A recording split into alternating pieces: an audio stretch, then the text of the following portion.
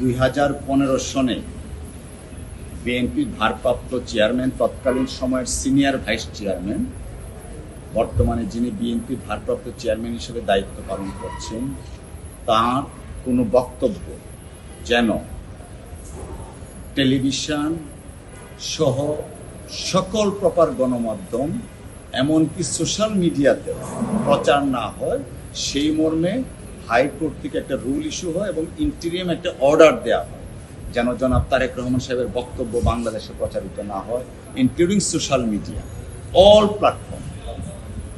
2015 সালে রুলটা ইস্যু হয়েছিল এবং ইন্টিরিয়াম অর্ডার ছিল।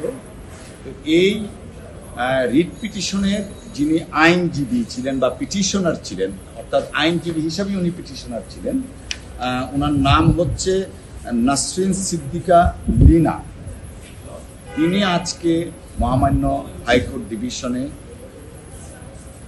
আসেন এবং এসে, আজকে মামলাটা লিস্টে ছিল সেই রিট পিটিশনটা, তিনি এসে আদালতে বলেছেন যে এই রিট পিটিশনটা তিনি আর চালাতে চান না, নন প্রসিকিউশন করতে চান।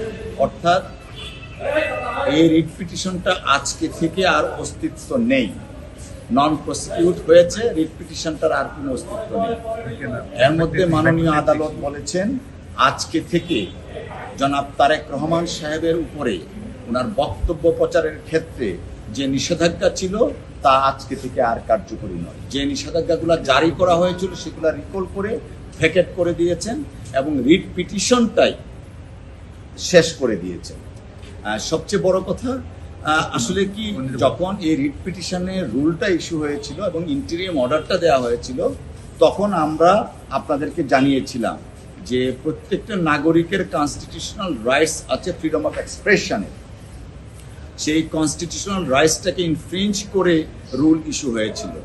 আমরা আজকে মনে হচ্ছে যে ন্যায় বিচার পেয়েছি।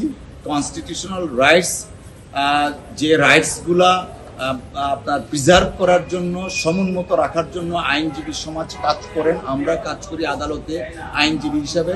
আজকে সেই রাইটসটা প্রিজার্ভ হয়েছে এবং বিএনপির ভারপ্রাপ্ত চেয়ারম্যান জনাব তারেক রহমান সাহেব অফিসিয়ালি সব ধরনের বক্তব্য, বিবৃতি আপনাদের টেলিভিশন, পত্র পত্রিকায় সব জায়গায় আপনারা এখন থেকে প্রচার করতে পারবেন। আইনগত আর কোনো বাধা থাকলো না।